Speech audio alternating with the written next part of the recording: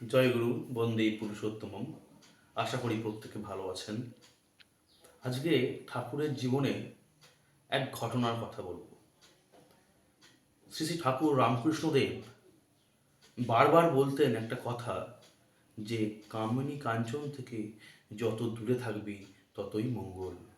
আমাদের শ্রী শ্রী ঠাকুর অনুকূলচন্দ্র তাই বললেন, তফাৎ তফাৎ তফাৎ। কামিনী কাঞ্চন থেকে তফাৎ থাকো, তবেই তোমাদের মঙ্গল। কারণ এই কামিনী কাঞ্চন তোমাদের দুর্দশার দিকে এগিয়ে নিয়ে যাবে। তো ঠাকুরের জীবনে একটা ঘটনা বলি।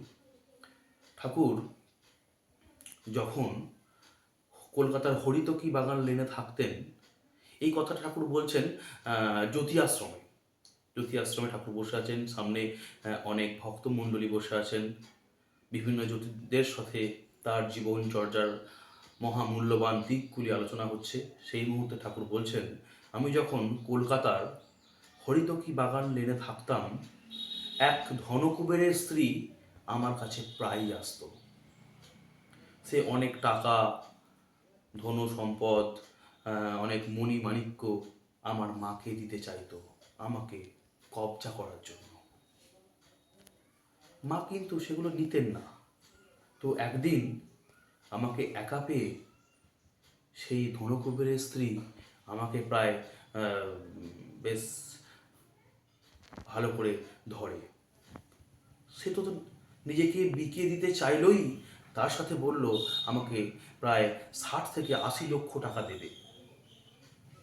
আমি যদি তার ফাঁদে সেই সময় পা দিতাম, তাহলে আমার সর্বনাশটি আমি করে ফেলতাম। কিন্তু তখন আমি তা করিনি।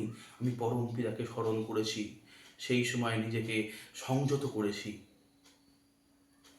সেই সময় যদি তার ফাঁদে আমি পা দিতাম, আমার জীবনটা শেষ হয়ে যেত।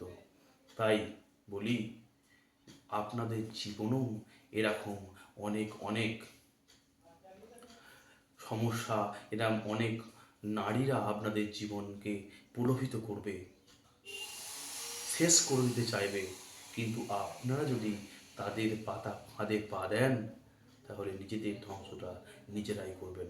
তাই কামিনী কাঞ্চন থেকে সব সময়ের জন্যই তফাৎ থাকবেন। জয় গুরু।